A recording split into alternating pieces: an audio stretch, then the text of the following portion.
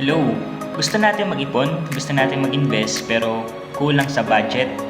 Kailangan natin i-check yung ating mga expenses. Kailangan natin matutunan how to manage and reduce our expenses.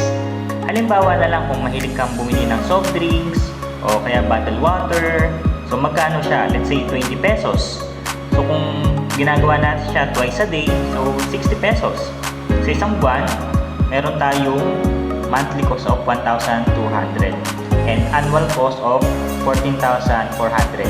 Pero alam mo ba na kung matitipid natin ito at i-invest natin ng tama, pwede itong lumago up to 1.2 million after 20 years. Kung marunong lang tayo mag-ipon, mag-invest, pwede palang lumago yung maliit na halaga.